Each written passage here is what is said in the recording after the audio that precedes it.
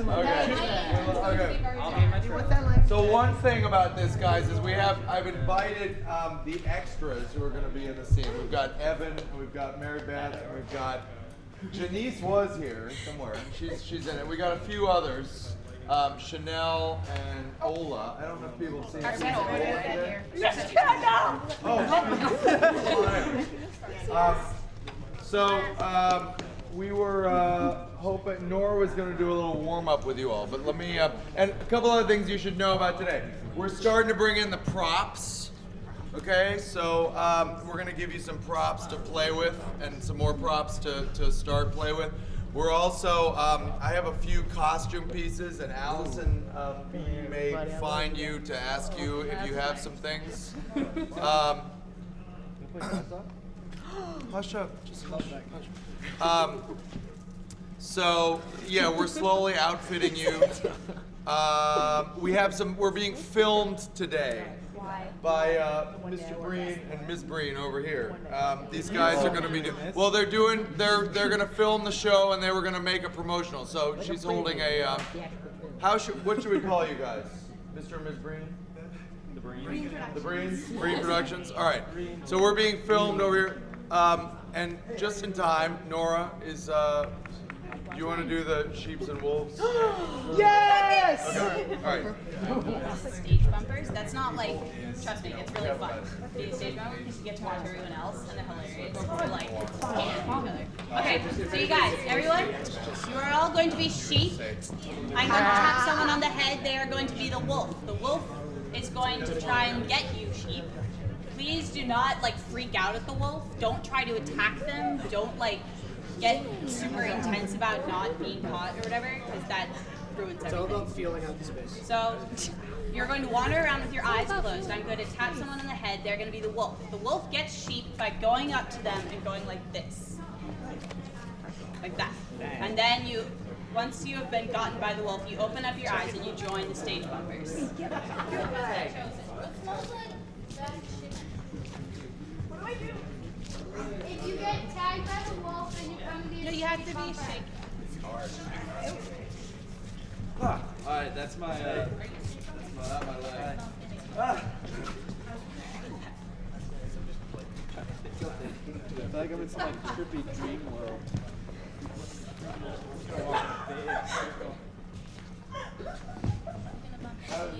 What do I do after I've been shaken?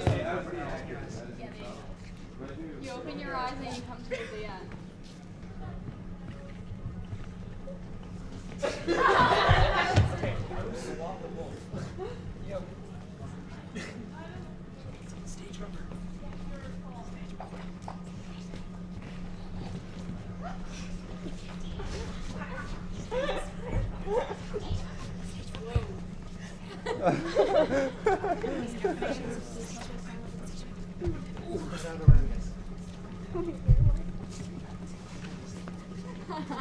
That's the last sheep. Hi. Let's play another round at You kept pushing me. What's the point of this game? The point of this game is Dude, to sheeps and wolves is a contact sport. I think Chris should be expelled. So you're supposed to get good at not walking into people, for instance. Start the show. It's all about connecting with your body and sensing where you Wow, this one's so hard. Dude, what about that one game where you're dancing around in a circle?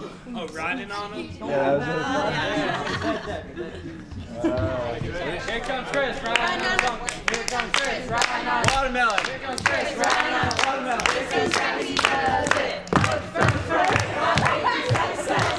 my baby, back, back, back. My baby, this is how he does it.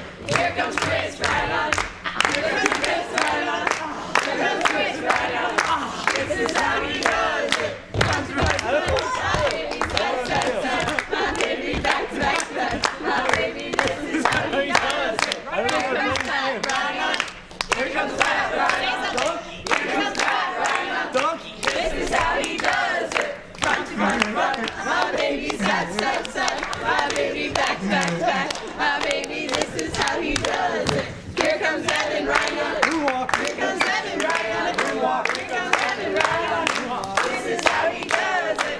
Front, front, front. My baby, side, side, side. My baby, back, back, back.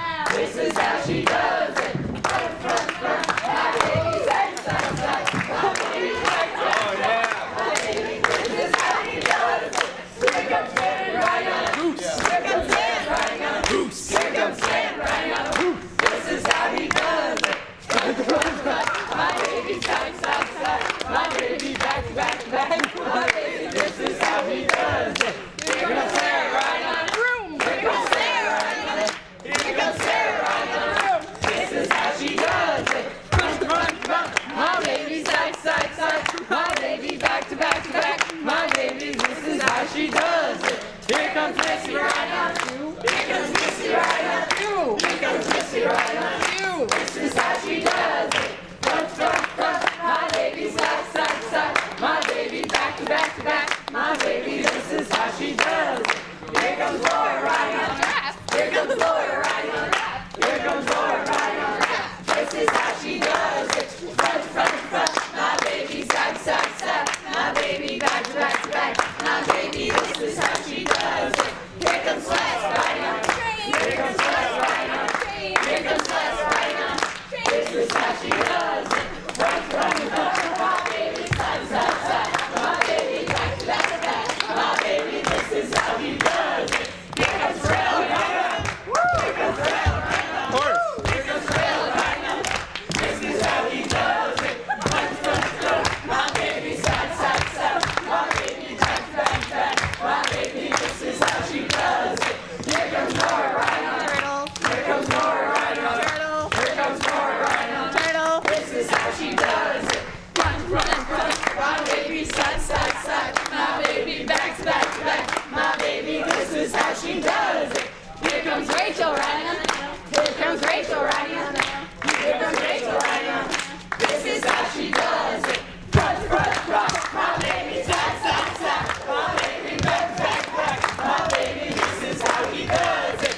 Here comes Ben Rhino. Cowboy. Here comes Ben Rhino. Here comes Ben Rhino. Cowboy. This is how he does it. Front, front, front. My baby side, side, side. My baby back, back, back. My baby, this is how he does it. Here comes Rail Rhino. Here comes Rail Rhino. Here comes Rail Rhino. This is how he does it. Front, front, front. My baby side, side, side. My baby back to back to back. My baby, this is how she does it. Here comes Kate Rhino. Here comes Kate Rhino. Here comes Kate Rhino. This is how she does it. Front to front to front. My baby side to side to side. My baby back to back to back. My baby, this is how he does it. Here comes Pat Rhino. Dog. Here comes Pat Rhino. Dog. Here comes Pat Rhino. This is how he does it. Front, front, front. My baby side, side, side. My baby back to back to back. My baby, this is how he does it. Here comes Ian Rhino. Yo-yo. Here comes Ian Rhino. Yo-yo. Here comes Ian Rhino. Yo-yo. This is how he does it. Front, front, front. My baby side, side, side. My baby back to back to back. My baby, this is how he does it. Here comes Chris Rhino. Shakira. Here comes Chris Rhino. Shakira. Here comes Chris Rhino. Shakira. This is how he does it. Front, front, front. My baby side, side, side. My baby back to back to back. My baby, this is how she does it. Here comes Laura Rhino. Here comes Laura Rhino. Here comes Laura Rhino. This is how she does it. Front, front, front. My baby side to side to side. My baby back to back to back. My baby, this is how he does it. Here comes Chris Rhino. Ian's mom. Here comes Chris Rhino. Ian's mom. Ian's mom. This is how he does it. Front, front, front. My baby side, side, side. My baby back to back to back. My baby, this is how she does it. Here comes Les Rhino. Here comes Les Rhino. Here comes Les Rhino. This is how she does it. Front to front to front. My baby side to side to side. My baby back to back to back. My baby, this is how she does it. That's splendid. That Say a couple things, then we'll get started. So we have a lot of props, and we want to have people start playing with the props. Just be cool, be cool.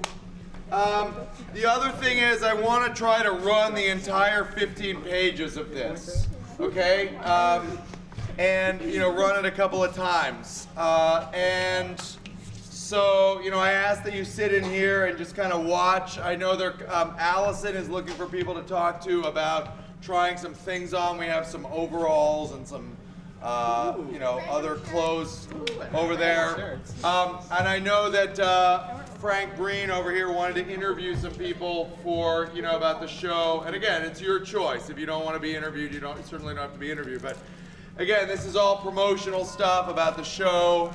And he's sitting right over there. Can you wave to everybody? So that's him. So if you, if he comes up and asks you to talk to him, or if you want to go over and have your 15 minutes of fame on television, Frank and tell me your first name? Allison. And Allison can put you on TV.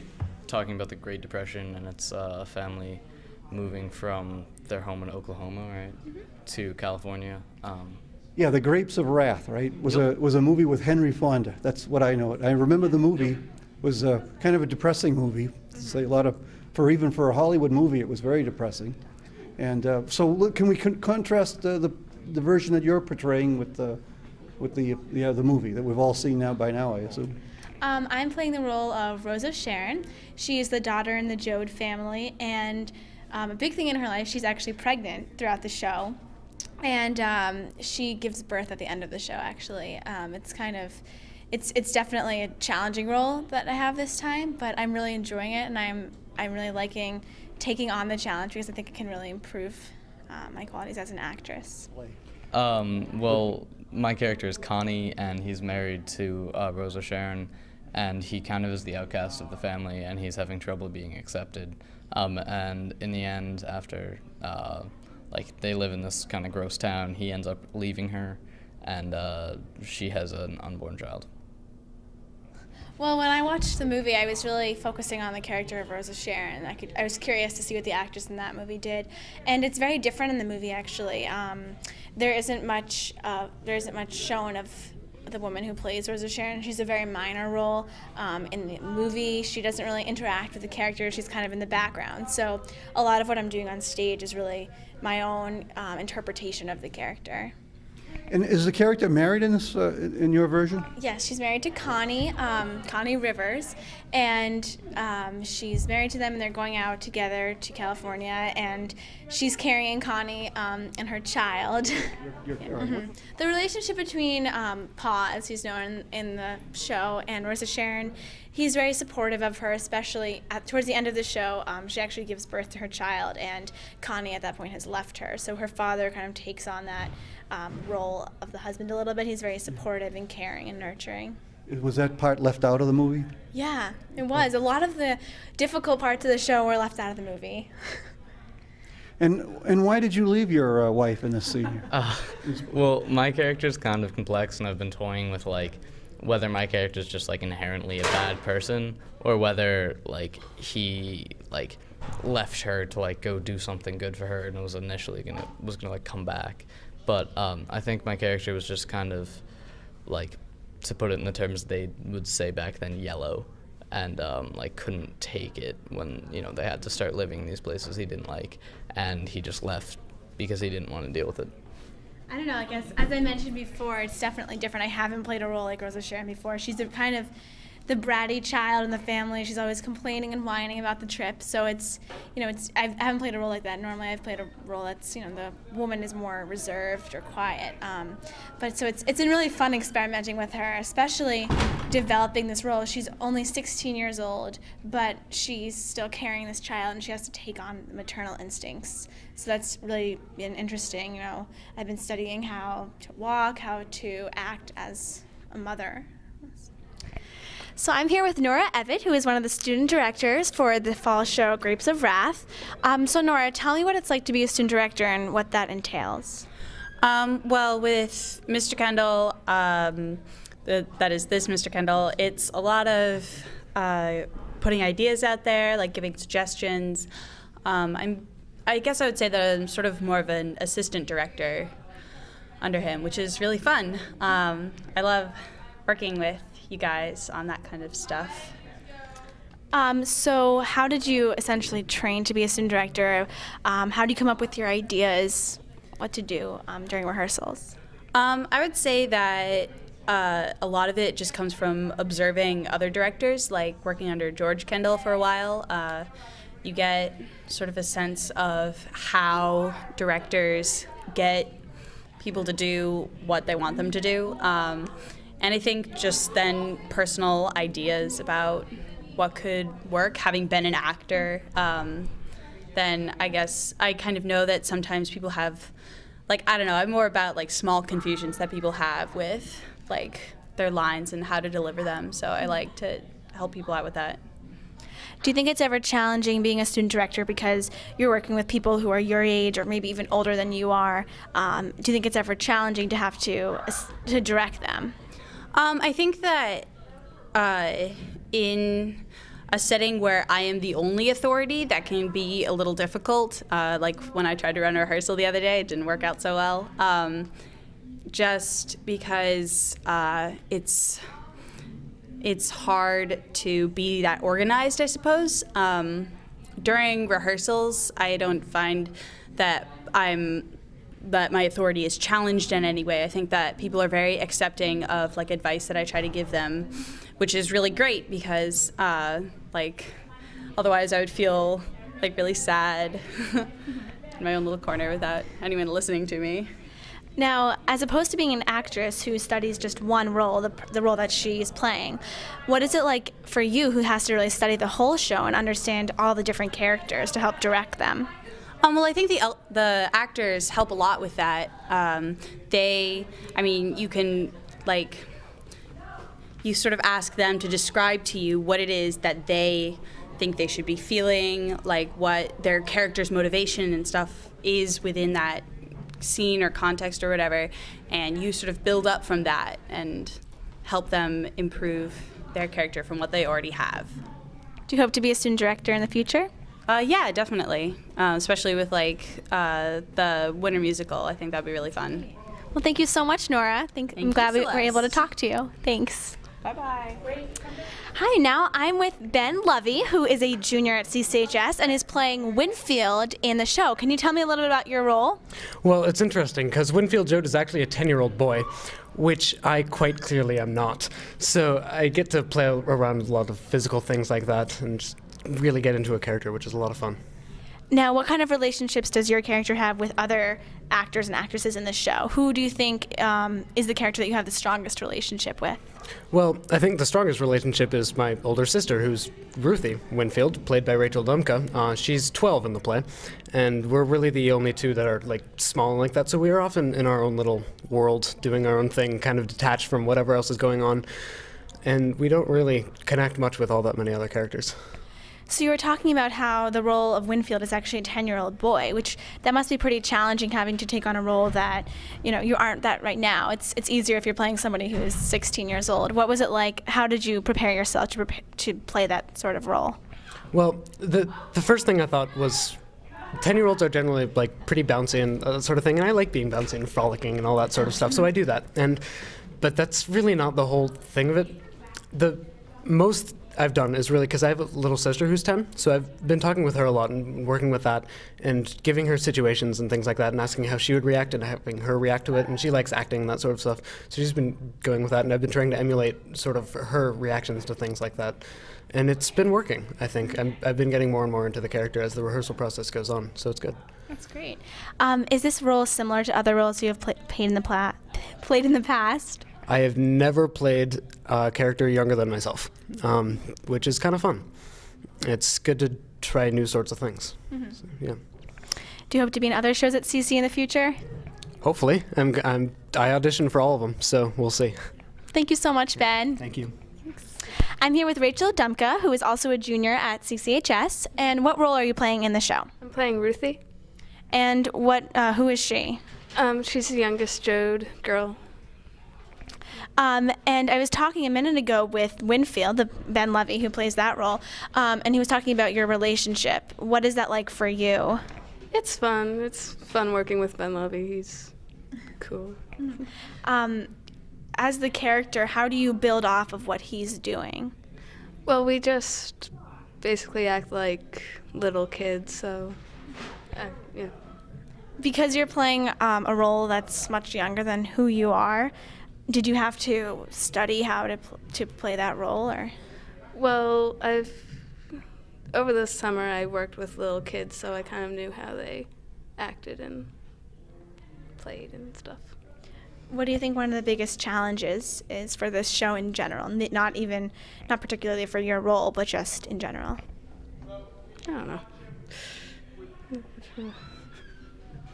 Like, maybe is it the time period that's hard, or the set, or just having the whole family bond? It's very important to have the strong relationships between each character. Well, maybe the time period, because we don't really know what people went through. We have some idea, but don't know really the emotion. When does the show take place? During the Great Depression and the Dust Bowl. And what is the Joad family, what are they doing throughout the show? They're trying to get to California to find a job and basically a better life. And we won't give away the ending now, but thank you so much, Rachel. I'm with Missy Wingard, who is currently a senior at CCHS and is playing the role of Ma in Grapes of Wrath. So can you tell me a little bit about your role? Yeah, I play Ma. She's a little stubborn, a little hard-headed, but pretty much the rock of the family, so yeah. What do you think some of the biggest challenges are for your role? Well, she yells a lot, and I'm not that angry of a person. She's also so strong, and she never cries, even though they go through all this tough time. And it's hard to be that strong when there's so much emotion going on in the play. Mm-hmm. Now, you're a new student this year at CCHS. Have you done theater in the other schools that you've gone to? Only a little bit in middle school, so not a lot. What made you want to try it for this show? I did acting a little bit before, and I really enjoy it. And I don't know, it would be a chance to make new friends, and so yeah. Now, besides being able to perform a show, what do you really like about the whole Grapes of Wrath rehearsal process? Well, I really like making new friends, and everybody has a good time, and you just learn a lot about yourself through acting. So. Do you hope to do plays in the future here? Yeah, I hope to be in the spring play. So. That's great. Which will be a Shakespeare play, Yeah, right? Right. Okay, that's great. Well, thank you so much, Missy. Thanks, Talk to you Celeste. soon. Bye. I'm with Evan Rafe, who is a junior at CCHS and is playing the role of Uncle John in the show. Can you tell me a little bit about your role? My character is a very complex character because he doesn't reveal a lot about himself. He's a man of few words. But what is known about him is that he had a wife who died, and he, because of this, has become an alcoholic. And this has driven him to be very closed off, just not really a social man. So do you think that's very challenging for you to take on that role? Many people have said I'm also a man of few words, so it's not that much of a challenge. It's the emotional part that it's the big block you have to get over. How do you convey your emotions physically? It's a lot of body movement. Well, actually, it's a lack of body movement that conveys a lot of body movement. It's kind of an oxymoron paradox, I guess. I'm not entirely sure which one. But it's the lack of body motion kind of tells the audience that it's very closed in, and also tells the audience that it's much more complex than what's on the surface. Have you done a lot of other shows here? CCHS, no. I've done one last year, Crazy for You. But outside, I've been acting since kindergarten, so. Do you enjoy doing straight theater as opposed to musical theater? Either one. I mean, I've been told I have a great voice, which thank the big man upstairs for. And I can kind of fit myself in any role, so it's either one. Great. Well, thank you so much, Evan. Thanks for talking with us. Okay. I'm with Chris Gouchot, who is a senior at CCHS and is playing the role of Tom Joad in Grapes of Wrath. Can you tell me a little about your role? Well, I'm a very angry young man who's just got out of jail, but I'm a loving family man as well. And I like to protect my family, but I lose my temper sometimes. Do you think it's challenging taking on this kind of role? It's exciting. It could be challenging bringing that energy to a rehearsal every day, but no, it's been a lot of fun. Now, the Joads are from Oklahoma, so do you have to put on an accent in the show? I do have a bit of an accent. I kind of like to clench my jaw and talk like this a little bit, and I get to kind of get out my anger and my also restraint in there. So. How did you prepare yourself for the audition and the role? Well, I went there, and I really didn't prepare myself actually. Kind of just. Yeah, it was just a really whimsical, lucky. Yeah, I mean, well, I put a lot of energy into it. I felt like this character was kind of someone I could connect to, so I kind of just put it in the passion. I feel like he kind of gets a little crazy sometimes, so I put in a little crazy, but he's also. Now, did you ever have to take time to really sit down and think about your character and how he would act in different situations? Yeah, we did. We did kind of what was that one day? Discussion, Yeah, no, you know what? Yeah, the discussion about like character, about how like I think with my family I'm a lot more gentle, a lot more like loving towards like you, who plays my sister, but like towards like men of authority, like a cop or something, I'll just kind of like lose it and won't be respectful, and I'll just deny that authority. So. Now, Chris, this is your first show at CCHS, right? Yes, it is. What made you decide to try out for the whole theater scene? Well, I've always loved acting. I've been playing 2 varsity sports throughout high school, so I haven't had time. But I've kind of switched around my schedule, and I just decided to go for it. And I got the part, and I decided to do it. That's really good. Thank you for talking with us, Chris. Good luck. Hall. Oh, thank you. A pleasure. Yes. Good luck with the scenes. Yeah, thank you. Hi, this is Evan Rafe here with Janice Dotton. at CCHS. We are currently in a rehearsal for the new play Grapes of Wrath. And can you tell us about what part you play? Well, I am the gas station manager, and I'm very excited. All right. And can you give us a better insight into this character? Well, the character owns a gas station, and he just runs things, you know? All right, well, with today's economy, you got to be pretty happy about that. Oh, yeah, very. All right, have you been acting for a while, or is this your first play? Well, this is my first play, but I was in the musical last year at the middle school, and I was Dorothy Brock, yes. And what musical was this? 42nd Street. Ah, so last year you were in 8th grade, which would mean you're a freshman. Yes. So what's it like adjusting to high school? It's very different because I came from like having a big role as Dorothy Brock to a very small role as a gas station manager. Yeah, you're taking the highs with the lows. And thank you for taking time out of your busy rehearsal schedule to have this interview. Thank you. We are here with Evan Sibley. Evan. Seriously, you're just taking my name now. No, I believe that you took it from me. Really? Yes. You're a freshman and I'm a junior. I find an age difference there. That there is. But back on point. We are here at a rehearsal for The Grapes of Wrath, the new play coming out on the weekend of December 5th at Concord Carlisle High School. And Evan, tell us, what role do you play? I am the first agricultural officer. And what kind of role is this? Well, he's basically kind of like one of those people as you're crossing the border, and he makes sure that you don't have like seeds or vegetables or anything perishable. So you're basically like Border Patrol. Basically, yes. Do you do a better job than they do? I don't know. Depends if you're connecting me to like Mounties or a different kind of Border Patrol. And now he's just confusing me. Yes. Wow. So you're a freshman. Yes, I What's it like adjusting to the high school musicals?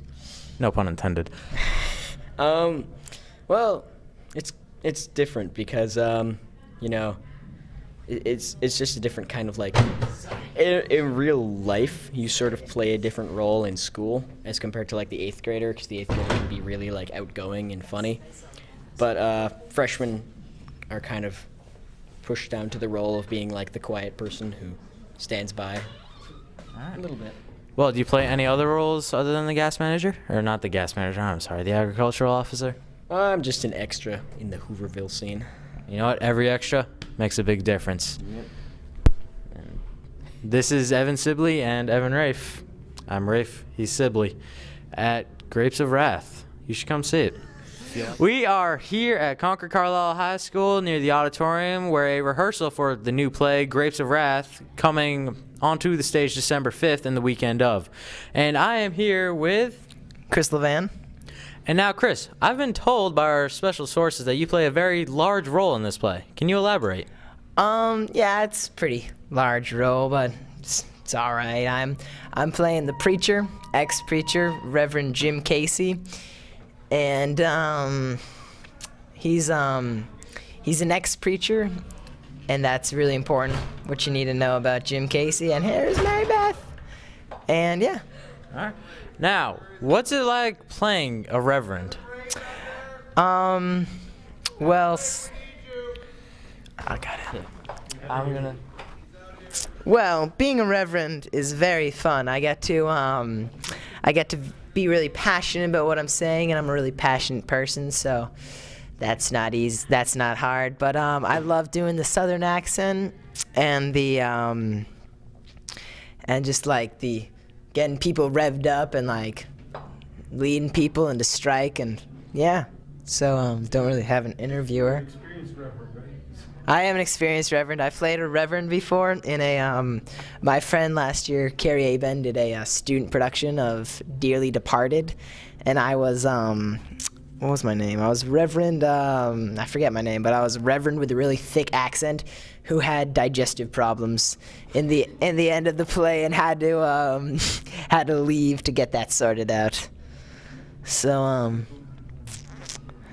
here comes the student director. How are you? I'm good. How are you? And what is your name? Laura. And is this your first production you're a part of at CCHS? It is. I'm new this year. She is new this year. Where are you new from? From the Walnut Hill School in Natick. Oh, and how does Ben Kendall as a director? How do you like him? He's awesome. He's a lot of fun. Yeah. He's very fun. Really funny guy. Mhm. Are you excited for? You say I know you're gonna do. You're auditioning for Miss Saigon Yeah, I'm really excited for that. That'll be good. with George Kendall. Our school has two different Kendalls, which you viewers probably know. There's George Kendall and Ben Kendall. Ben Kendall's works in the social studies department, and he directs usually the fall plays. And George Kendall is more of the real drama teacher who directs the big winter musical and Shakespeare play. So, Can you ask her about what she's doing and what her role is? So what is your role in this play / job? Well, I just kind of help out Mr. Kendall and watch the scenes and see what I think needs a little bit of work, and then I go off and like run lines with characters. She's just about to run lines with me when we were lovely stopped. Yep. So yeah, I basically just help out and have a lot of fun watching it. What has been your favorite part about the play process so far? Probably just seeing like the inside workings of the show from the other side, because I've always been an actor but never a director before, so it's kind of nice to be on the other side and see how that works. I have yet to be a director, but I'm excited to be a director though. I plan on being a student director in college. I hear it's really fun. Yeah. What's it like being a student director? It's cool, you know, it's kind of nice to be a little powerful, but it's fun. Have you ever been a student director for any other plays? Nope, I have not. You have not. So this is her first big gig. Yep. Pretty cool. Are any of your friends from Walnut Hill going to come see the play? I don't know. We'll have to see. You know, it's all the way in Natick. So. Oh yeah, Natick. It's a while away. Mhm. So You can just say thanks. thank you. Mary Beth, tell us about your character. I am Grandma Joan. And is this your first production you're a part of at CCHS? Yeah, And how you liking it so far? I'm loving it. How's Ben Kendall? He's awesome. Yeah. This is also my first production with Ben Kendall. And although he's a little different from Ben Kendall, he's just, George Kendall, he's just as fun. So, have you been in any other plays in your life? I've been in one in 6th grade. Oh, what was that? Our whole show was about like basically a monologue play. Oh. Where each of us would literally have our 5 minutes of fame. Yeah, we did something like that last year. We did a 3x3x3 stage production where like we were Ben Kendall and George Kendall actually both directed that festival. It was like each of the students was put into 1 out of 3 plays, and we were basically to do monologues, and it was really fun. But this is your big first real production? Oh yeah. Girls, meaning you're wearing a dress or skirt, bring me dark colored tights and character shoes, so we can just put them aside for you. If you don't have character shoes, then we have some. They're heels that are appropriate for stage. You can get them at any like dancing place. Okay. I'm Lauren. This is Melissa. We're in charge of props. As Mr. Kendall said, we're starting with props this week, and we'll be using them all throughout the rest of the show. Just one thing to keep in mind, we are being donated a lot of these props, so don't lose them, don't throw them across the stage and forget about them. Make sure you're only handling your props, okay? Some of them are antique, like the one that Mr. Kendall has Like right for now. instance, if this breaks, the person who lends me is going to be really, really mad. Also, some of them are kind of difficult to work with. The shovels are heavy and they will hurt if you hit someone with them, so please don't play around, okay? Just be careful with them and make sure you know what you're dealing with and leave all the other ones alone, because we have to keep track of where they are. So I guess what I would say is all of you, raise your hand if you're an extra in this scene. 1, 2, 3. We have 4. We have a couple other people who couldn't be here today who are extraing it up. And you basically, this is supposed to be sort of the most depressing looking scene in the show. And actually, I should say that we've been working on music like completely separately. And what I want to say about this is Janice Doughton is going to be singing the song that opens the second act. And what I have to say about that is when you hear her sing the song, it will just blow your mind. It's really good. It's a really good bluesy tune by Muddy Waters that will called Lonesome Road, down that old Lonesome Road. It's really good. And then Vicky is the mayor, and Vicky is kind of the you know, do you have a red wagon? I have a red wagon, I have a, okay. I'll be very quick. The set is in 3 partitions. The center is Flo Knowles' truck. Where the hell is Flo? Flo, right here. Flo's working on her truck. Over here in this corner is going to be the Joe's truck. Just pull it in. This is also going to be the area where Terrell and Pat, the contractor and the sheriff, are coming from. Okay. So this is like the road, and then Flo's house is, or Flo's car is here, and then all of the homeless folks who are here are going to be in this area here. And basically, pick a suitcase for today. I'll just set you up with some props. So can I ask people to take their places at the top of the scene? So all the Joes are over here for now. Here, also dudes, can you come grab some pots and pans? Yeah. Like you're gonna be like, we'll have a fire over here, okay? MB, let's see, what can we give you to do? I forgot which one. Ever been in a jailhouse? No, I've never been. Why? When you're in jail, you get to kind of sense and stuff. Guys ain't let to talk a hell of a lot together. 2 maybe, but not a crowd. Back home and got this $3 job. Filming this off class on $3 a day, and going to the picture show every night too. You're gonna study nights about radios, ain't you? Yeah, sure. I don't know, like, you're still kind of twitchy, right? From having to, like, run away from people, and, like, you're out in the quiet, and, like, every time, like, you hear, like, a twig snap or whatever, you're like, oh my god! Like, because there are people after you. So, like, I think that to show more that you are getting relaxed around these people and give it a contrast, you could stay, like, really tense and stuff and not sit down until he starts telling the story. Yeah. And then you're kind of like, oh, okay. I was just saying maybe that is. A little, sit down maybe. Have a laugh. Yeah. And you know what? Sit on the edge of the chair.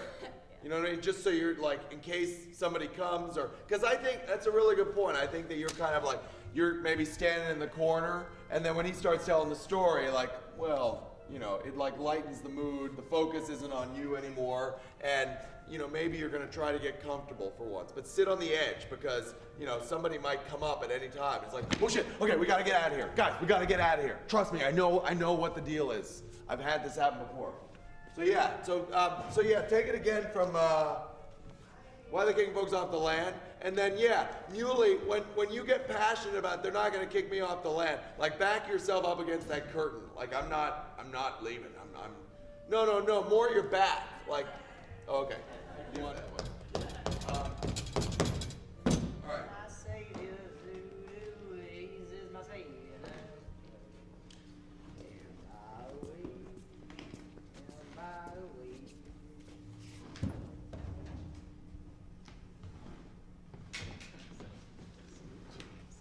It's hard in hell on the road.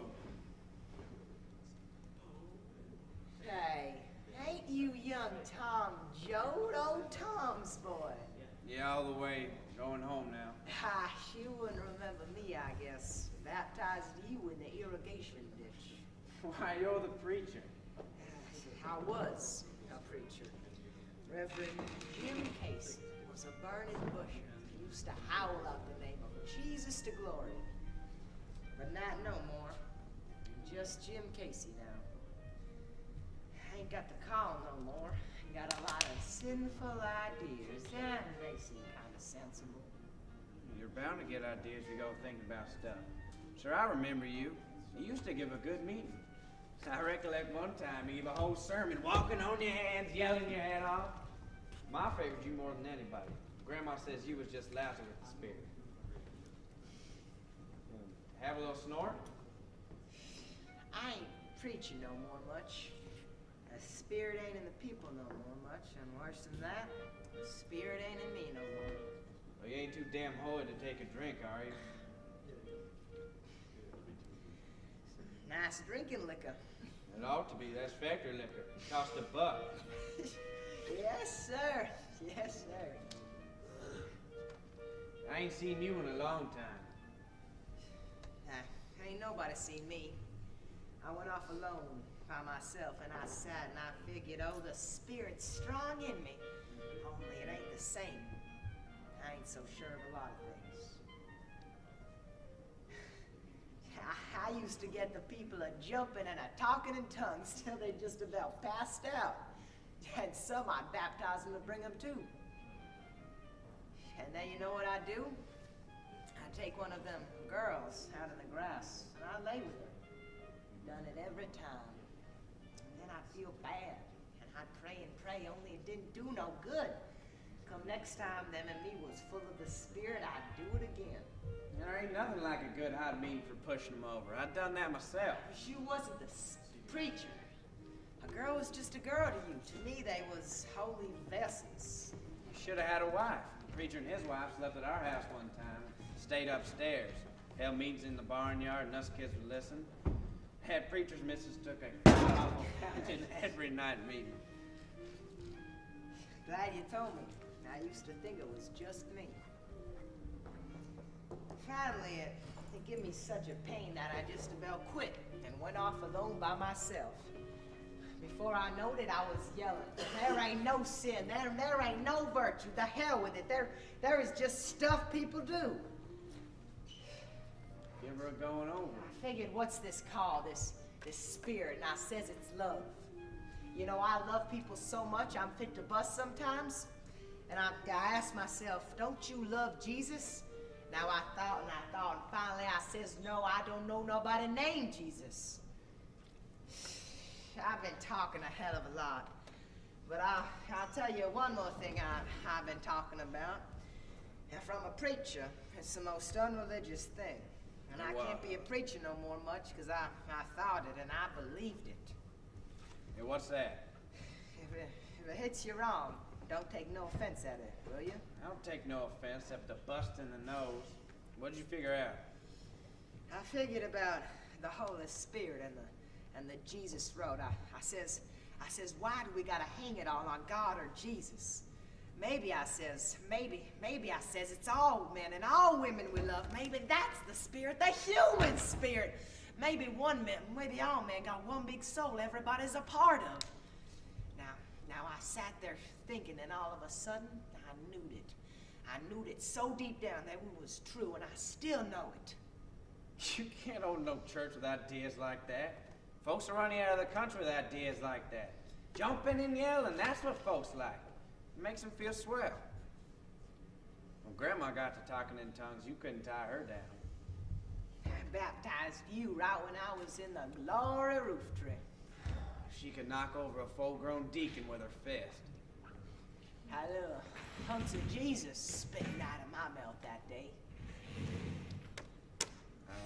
Guess I'll mosey along then. You know, it's a funny thing. I was thinking about old Tom the second you come along. Thinking I'd call on him. How is old Tom? I don't know how he is. I haven't been home in 4 years. You been out traveling around? Didn't you hear about me? I was in the papers. I don't bother with papers. Why? I've been in McAllister them 4 years. You ain't wanting to talk about it, huh? I won't ask you any more questions if you've done something bad. No, I'd do what I'd done again. I killed a guy. In a fight. We was drunk in a dance and he got a knife up in me. So I killed him with a shovel that was laying there. Knocked his head plumb to squash. You ain't ashamed of nothing. No, I ain't. I got 7 years on account of he had a knife for me. And I got out in 4. Parole. I hate to hit the sun, but it ain't so bad now. You know, I ain't seen old Tom in a bug's age. Well, come along. You know, I was thinking about it. I bring the preaching to you folks many a times. Oh, Pa will be glad to see you. Always said you had too long a pecker for the preacher. See. Yeah, I like that last part though, where he's like, I was thinking of. I don't mind if I do. Yeah, that was great, guys. I'm glad none of us said anything.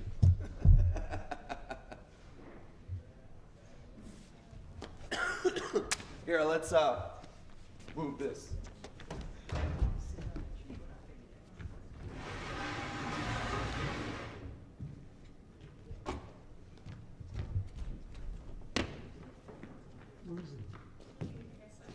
Something's happened. Nobody's here. Jesus, hell must have popped here. There ain't nothing left. Let's look inside. Yeah, she's all pushed out of shape. Something must have knocked the hell out of her. Well, they're gone. Her ma's dead. If Ma's anywhere about the gate to be shut and up. That's one thing she always seen that was done. Seen that the gate was shut. Ever since the pig got out and ate Jacob's baby. If I was still a preacher, I'd say the arm of the Lord had struck. But now I don't know what happened. I remember this. This was Ma's. They're all worn out now. Ma liked them shoes. Had them for years. Now they're gone or dead. Tommy? Muley? When'd you get out, Tommy? 2 days ago, I hitchhiked home and look here what I find. Where are my folks, Muley? Well, your folks went to your Uncle John's house. They're saving up money to shove on west. Your uncle got his notice, too. You know this here preacher, don't you, Muley? Reverend Casey? Well, sure I do. I remember him well. What happened here?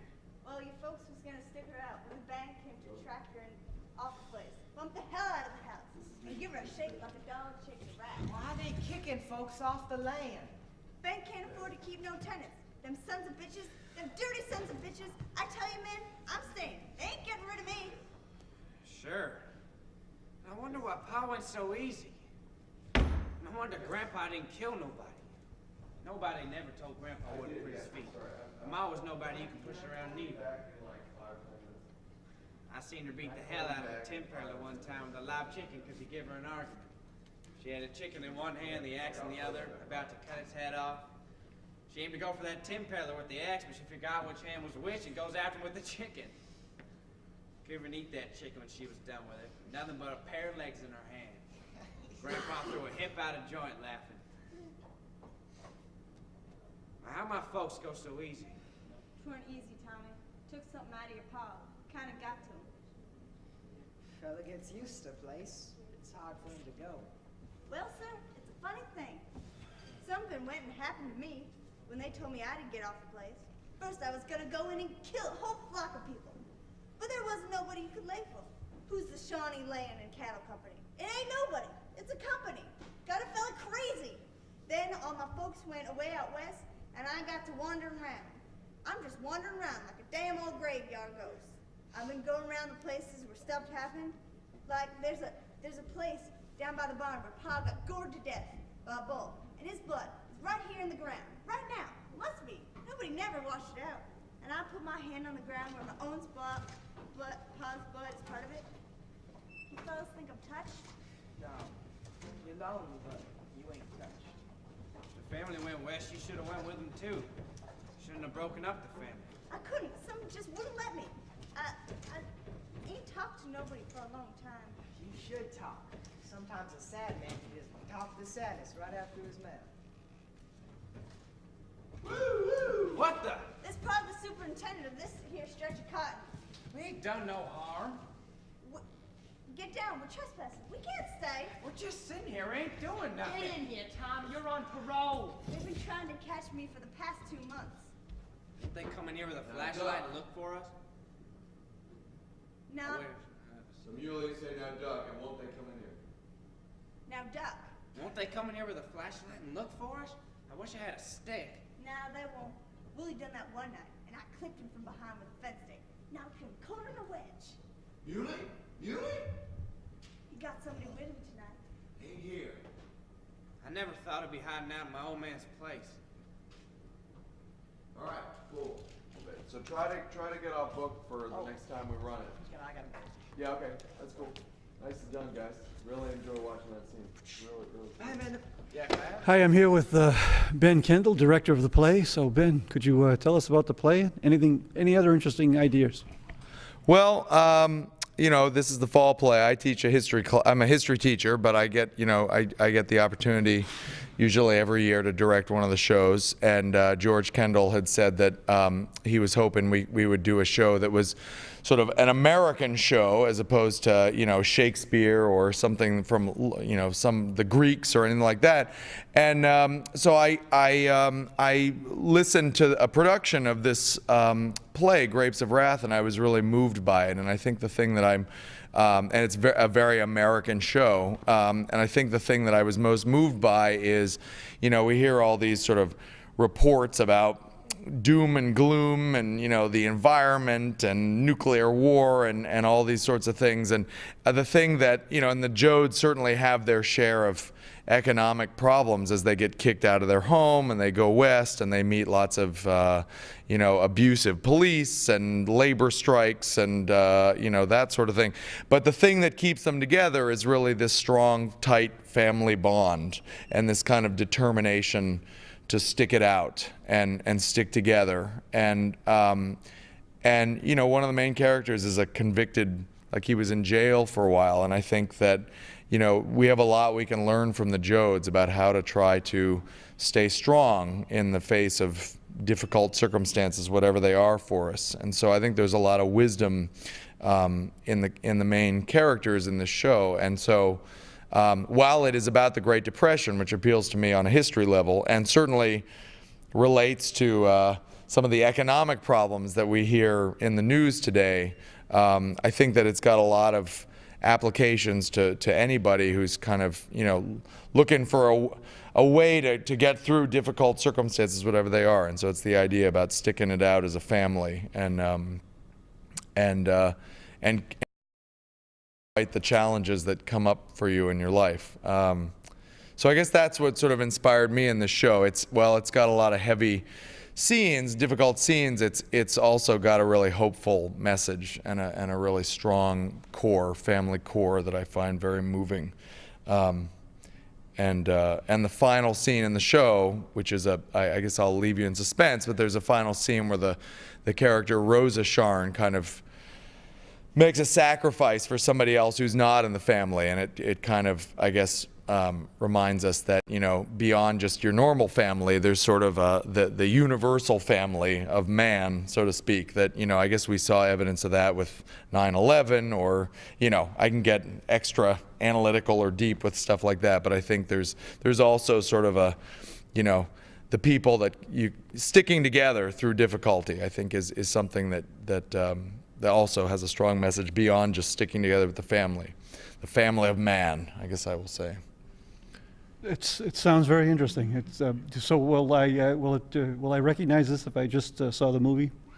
Will you recognize it? There are definitely some changes. They've definitely, the movie, was made in the 1940s, and there's some very, very strong aspects of the movie. But there are certain parts of the text that are kept, the play stays faithful to the text in a few ways that the movie does not. I think the movie tries to end on a more positive note, and I think the text ends on a positive note, but it's a lot of tough stuff happens, extra tough stuff happens to the Jodes in the text that's kept in the play. So. Well, thank you very much. All right, thank you. Thank you very much for doing this. Okay. I hope you enjoy the behind the scenes of the Grapes of Wrath, and don't forget to come see the play December 5th through the 7th. It's going to be a great show. Thank you.